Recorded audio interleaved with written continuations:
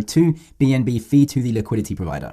If we provide liquidity, which we're going to do in a second, we earn this fee, which is great for us. But when you want to exchange tokens, you have to pay that fee. You can also see the price impact. This is the impact that you're having on the liquidity pool. If you're trading large amounts of tokens, you're going to have a much larger impact on the pool, which could affect the price that you get for your swap negatively. The smaller the transaction, the less impact you have on the pool and the less likely that you are to get a bad price and a bad deal for your trade. We can also see the minimum amount received. Remember, we're swapping in a pool, and so when we hit that swap, we can't be guaranteed a price. It will change and can change as the transaction goes through, but there's less chance of that the smaller that your transaction is. If you're trading larger amounts, you can actually come up to the setting tabs right here and set some slippage tolerances. Just like on other dexes like Uniswap, you can set a tolerance slippage, and the lower your tolerance, the less leeway the system has to actually get the swap done. I'm not going to change anything here because Binance Smart Chain runs quite efficiently, so we don't really need to change anything, especially for a small trade like this.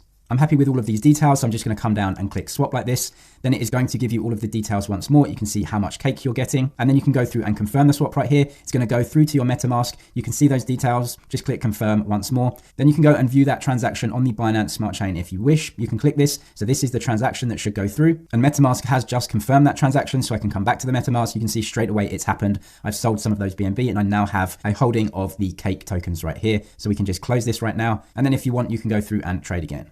Next up though, what we can do with the tokens that we have, now we have 2 tokens, is actually provide liquidity to a liquidity pool, and we can get those fees that we just paid for swapping. To provide liquidity in a pool, we can come over to liquidity right here, but you do need 2 tokens. You cannot do it with 1 token because you need to provide both tokens into the pool so that people can swap them. We can come down and click on add liquidity right here. Now we have to add 2 tokens into the liquidity pool. Each pool has 2 tokens, so we can use BNB, and then we can also select a secondary currency, which is going to be cake. You can see I've got 2 holdings here, so I'm just going to click cake like this. You have to add them in the proportion that they are in the pool already, and you don't have to work this out. You can just choose max like this with cake, and it will work out how many BNB that you need to actually match up with your cake tokens, so you're putting them into the pool in the right ratio.